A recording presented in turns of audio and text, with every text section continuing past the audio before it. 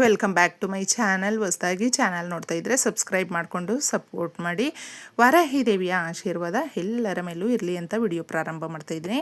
ಸ್ನೇಹಿತರೆ, ಇದೇ ಗುರುವಾರ ಬಹಳ ಮುಖ್ಯವಾಗಿರುವಂಥ ಪರಿಹಾರವನ್ನು ನೀವು ಮಾಡಿಕೊಂಡಾಗ ನೋಡಿ, ಎಷ್ಟೆಲ್ಲ ಸಮಸ್ಯೆಗಳಿದ್ರೂ ಕೂಡ ಬಗೆಹರಿದು ಬಿಡುತ್ತೆ. ಯಾಕಂದರೆ ಕಷ್ಟಗಳು ಅನ್ನುವಂಥದ್ದು ಕೆಲವೊಂದು ಬಾರಿ ಯಾಕೆ ಇಷ್ಟೆಲ್ಲ ನಮಗೆ ನೋವು ಕೊಡ್ತಾ ಇದೆ ಅಂತ ಅಂದ್ಕೊಳ್ತೀವಿ. ಗುರುರಾಯರ ಆಶೀರ್ವಾದ, ಗುರುಬಲ ಒಬ್ಬ ಮನುಷ್ಯನಿಗೆ ಬಹಳ ಮುಖ್ಯವಾಗಿರುವಂಥದ್ದು, ಶಕ್ತಿದಾಯಕವಾಗಿರುವಂಥದ್ದು, ತುಂಬ ಒಳ್ಳೆಯ ಫಲವನ್ನು ಕೊಡುವಂಥದ್ದು. ಇದನ್ನು ತುಂಬ ಈಸಿಯಾಗಿ ಯಾವುದೇ ಪೂಜೆ ಪುನಸ್ಕಾರಗಳಿಲ್ಲದೆ ಪರಿಹಾರವನ್ನು ಮಾಡಿಕೊಂಡಾಗ ಆಶ್ಚರ್ಯ ಪಡ್ತೀರಾ, ತುಂಬ ಸಂತೋಷ ಪಡ್ತೀರಾ. ಅಷ್ಟೊಂದು ಶಕ್ತಿದಾಯಕವಾಗಿರುತ್ತೆ. ನಿಮ್ಮ ಕೋರಿಕೆ ಆಗಿರಬಹುದು, ನಿಮ್ಮ ಸಮಸ್ಯೆ ಆಗಿರಬಹುದು, ಎಂತಹದ್ದೇ ಇರಲಿ, ಬೆಟ್ಟದಷ್ಟು ಇರುವಂಥ ಆ ಕೋರಿಕೆ ಸಮಸ್ಯೆ ಈಡೇರ್ತಾ ಇಲ್ವೇ, ಏನು ಮಾಡೋದು, ಯಾಕೆ ಈ ಥರ ಆಗ್ತಾಯಿದೆ, ಕಷ್ಟ ಯಾಕೆ ಕರಗೋಗ್ತಾ ಇಲ್ಲ, ಪ್ರತಿನಿತ್ಯ ನಮಗೆ ಯಾಕೆ ನಾವೇ ಇಷ್ಟೆಲ್ಲ ನೋವು ಪಡಬೇಕಾ ಅಂತ ನಾವು ಕೇಳ್ಕೊಳ್ತಾ ಇರ್ತೀವಿ. ಅಂತಹ ಸಮಯಗಳಲ್ಲಿ ತಪ್ಪದೆ ಗುರುವಾರ ಈ ಪರಿಹಾರವನ್ನು ಮಾಡ್ಕೊಳ್ಳಿ. ತುಂಬಾ ಈಸಿಯಾಗಿರುತ್ತೆ. ಮುಖ್ಯವಾಗಿ ಗುರುವಾರ ಸ್ನೇಹಿತರೆ, ನೀವು ಸ್ನಾನದ ನೀರಿಗೆ ಅರಿಶಿಣವನ್ನು ಹಾಕಿ, 1 ಪಿಂಚಷ್ಟು ಅರಿಶಿಣ ಹಾಕಿ ಸ್ನಾನ ಮಾಡ್ಕೊಳ್ಬೇಕು. ಗುರುಬಲ ಜಾಸ್ತಿ ಆಗುತ್ತೆ. ಹೆಣ್ಮಕ್ಳಾದರೆ ಕೈ ಕಾಲು ಮುಖಕ್ಕೆ ಅರಿಶಿಣವನ್ನು ಹಚ್ಕೊಂಡು ಸ್ನಾನ ಮಾಡೋದ್ರಿಂದ ನಮಗೆ ಆರೋಗ್ಯ ದೃಷ್ಟಿಯಿಂದ ತುಂಬ ಒಳ್ಳೆಯದು. ಹಾಗೆ ಗುರುಬಲ ಜಾಸ್ತಿ ಆಗುತ್ತೆ. ಸಾಧ್ಯ ಆದರೆ ಗುರುವಾರದ ದಿನ ಹಳದಿ ಬಟ್ಟೆಗಳನ್ನು ಹಾಕ್ಕೊಳ್ಳಿ.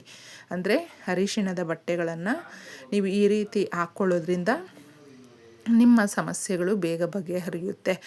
ಕಡಲೆಕಾಳಿನ ಪರಿಹಾರ, ಗುರುವಿನ ಒಂದು ಪರಿಹಾರ ಮಾಡಿಕೊಳ್ಳೋದಕ್ಕೆ ಕಡಲೆಕಾಳಿನ ಪರಿಹಾರ ಅಂತ ಹೇಳ್ತೀವಿ. ಕಡಲೆಕಾಳನ್ನು ನೀವು ತಪ್ಪದೇ ಇದಕ್ಕಾಗಿ ಯಾವ ಥರ ಬಳಸ್ಕೊಳ್ಬೇಕು ಅನ್ನೋ ತಿಳಿಸ್ತೀನಿ. ನಮ್ಮ ಮನೆಯಲ್ಲಿ ಕಡಲೆಕಾಳು ಇರುತ್ತೆ. ಒಂದು ಪೇಪರನ್ನು ತಗೊಳ್ಳಿ. ಮುಖ್ಯವಾಗಿ ಗುರುವಾರದ ದಿನ ಮಾರ್ಗಶಿರ ಮಾಸಗಳಲ್ಲಿ ಲಕ್ಷ್ಮಿಯ ವಾರ ಅಂತ ಕೂಡ ಕರಿತೀವಿ. ಲಕ್ಷ್ಮೀ ದೇವಿಯನ್ನು ನಾವು ಪ್ರಸನ್ನಗೊಳಿಸೋದಕ್ಕೆ ತುಪ್ಪದ ದೀಪಾರಾಧನೆ ಹಚ್ಚಲೇಬೇಕು. ತುಪ್ಪವನ್ನು ಹಾಕಿ ದೀಪ ಹಚ್ಚೋದ್ರಿಂದ, ದೀಪಕ್ಕೆ ನೀವು ಏಲಕ್ಕಿಯನ್ನು ಹಾಕಿ ದೀಪಾರಾಧನೆ ಮಾಡೋದ್ರಿಂದ 4 ಕಡೆಯಿಂದ ದುಡ್ಡು ಹರಿದು ಬರುತ್ತೆ. ಎಲ್ಲಿ ಸ್ಟ್ರಕ್ ಆಗಿರುತ್ತೆ ಅಥವಾ ಇದ್ದಕ್ಕಿದ್ದಂಗೆ ಏನೋ ಒಂದು ಕಷ್ಟ ಬಂದುಬಿಡ್ತು, ಅದನ್ನು ಯಾವ ಥರ ಪರಿಹಾರ ಮಾಡ್ಕೊಳ್ಬೇಕು ಗೊತ್ತಾಗ್ತಾ ಇಲ್ಲ, ಏನು ಮಾಡಬೇಕು ಗೊತ್ತಾಗ್ತಾ ಇಲ್ಲ. ಇದನ್ನು ನಾವು ಈಸಿಯಾಗಿ ಗುರುವಾರ ಮಾಡ್ಕೊಳ್ಳಿ. ಈ ದೀಪಾರಾಧನೆಗೆ ಇದು ಹಾಕ್ಕೊಳ್ಳಿ. ಇನ್ನು ಕಡಲೆಕಾಳು ಇರುತ್ತಲ್ವ, ಆ ಕಾಳನ್ನು ಸಾಧ್ಯ ಆದರೆ ಯಾರಿಗಾದರೂ ನಿರ್ಗತಿಕರಿಗೆ ದಾನ ಮಾಡಿ. ಕಡಲೆಕಾಳನ್ನು ರಾತ್ರಿಯೇ ಸ್ವಲ್ಪ ನೆನೆಸಿಬಿಟ್ಟಿದ್ದೆ, 1 ಹಿಡಿಯಷ್ಟಾದರೂ ನೆನೆಸಿಬಿಟ್ಟು ಗೋಮಾತೆಗೆ ತಿನ್ನಿಸಿ ಬೆಲ್ಲವನ್ನು ಮಿಕ್ಸ್ ಮಾಡಿಬಿಟ್ಟಿದ್ದೆ ಸ್ನೇಹಿತರೆ. ನೋಡಿ, ಇಷ್ಟಾರ್ಥಗಳು ಬೇಗ ನೆರವೇರುತ್ತೆ. ಸಾಧ್ಯವಾದರೆ ನೀವು ಈ ಪರಿಹಾರವನ್ನು ಪ್ರತಿ ಗುರುವಾರ ಮಾಡ್ಕೊಳ್ತಾ ಬಂದರೆ ಎಷ್ಟೋ ಹಣಕಾಸಿನ ಸಮಸ್ಯೆಗಳು ಪರಿಹಾರ ಸಿಕ್ಬಿಡುತ್ತೆ. ಐಶ್ವರ್ಯ ಅನ್ನೋದು ಮಹಾಲಕ್ಷ್ಮಿ ಕೊಡ್ತಾಳೆ. ಇನ್ನು ಮುಖ್ಯವಾಗಿ ನಮ್ಮ ಮನೆಯಲ್ಲಿ ಇಟ್ಟಿರುವಂಥ ಕಡಲೆಕಾಳು ಇರುತ್ತಲ್ವ, ಕಡಲೆಕಾಳಿನ ಡಬ್ಬಿಯಲ್ಲಿ ನಿಮ್ಮ ಕೋರಿಕೆಗಳನ್ನು ಬರೆದು ಇಡಿ ಸ್ನೇಹಿತರೆ. ರಾತ್ರಿಗೆ ನಾವು ಎಲ್ಲ ರೀತಿಯ ಪೂಜೆ ಪುನಸ್ಕಾರಗಳು ಮಾಡ್ಕೊಂಡಾದಮೇಲೆ ದೀಪಾರಾಧನೆ ಮಾಡ್ತೀವಿ, ಸಂಕಲ್ಪ ಮಾಡಿಕೊಂಡು ಕೇಳ್ಕೊಳ್ತೀವಿ. ತದನಂತರ ನಿಮ್ಮ ಕೋರಿಕೆಗಳನ್ನು ನೀವು green pen, blue pen, red ಯಾವುದಾದ್ರೂ ತಗೊಳ್ಳಿ, ಪರವಾಗಿಲ್ಲ.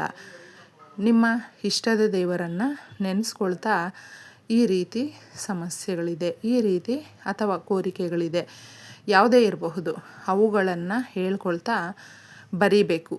ಬರೆದುಬಿಟ್ಟು ನೀವು ಅದನ್ನು ಲಕ್ಷ್ಮೀ ದೇವಿಯ ಫೋಟೋ ಮುಂದೆ ಸ್ವಲ್ಪ ಹೊತ್ತು ಇಟ್ಬಿಟ್ಟಿದ್ದೆ ಕೇಳ್ಕೊಳ್ಳಿ ಸ್ನೇಹಿತರೆ. ನಮ್ಮ ಎಲ್ಲ ರೀತಿಯ ಕಷ್ಟಗಳು ದೂರ ಆಗಬೇಕು ತಾಯಿ ಅಂತಂದ್ಬಿಟ್ಟು ಕೇಳಿಕೊಂಡು, ತದನಂತರ ಈ ಚೀಟಿಯನ್ನು ನೀವು ಕಡಲೆಕಾಳಿನ ಡಬ್ಬಿಯಲ್ಲಿ ಇಡಬೇಕು. ಈ ರೀತಿ ಇಟ್ಟಾಗ ಏನಾಗುತ್ತೆ ಅಂದರೆ, ನಮ್ಮ ಇಷ್ಟಾರ್ಥಗಳು ಏನಿರುತ್ತೋ ಅದನ್ನು ನೆರವೇರಿಸೋದಕ್ಕೆ ಗುರುವಿನ ಆಶೀರ್ವಾದ ಸಿಗುತ್ತೆ.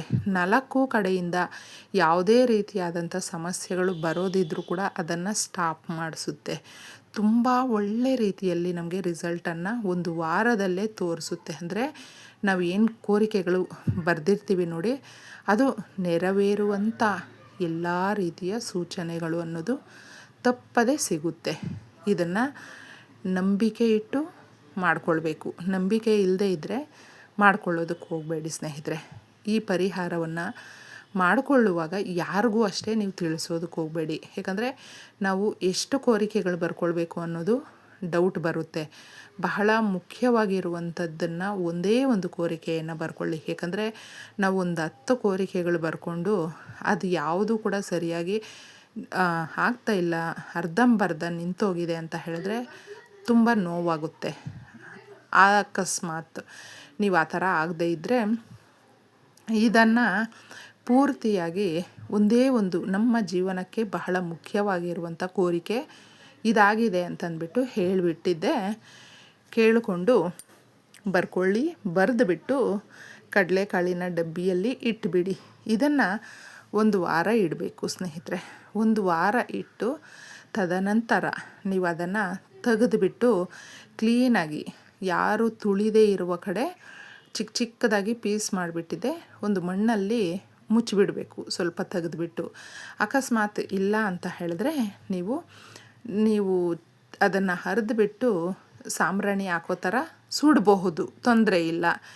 ಈ ಕೆಲಸವನ್ನು ಗುರುವಾರ ಯಾರು ಮಾಡ್ತಾರೋ ಅವರಿಗೆ ತಪ್ಪದೆ ಗುರುಬಲ ಜಾಸ್ತಿಯಾಗುತ್ತೆ, ಇಷ್ಟಾರ್ಥಗಳು ನೆರವೇರುತ್ತೆ. ಎಲ್ರಿಗೂ ಒಳ್ಳೆಯದಾಗಲಿ. ಧನ್ಯವಾದಗಳು.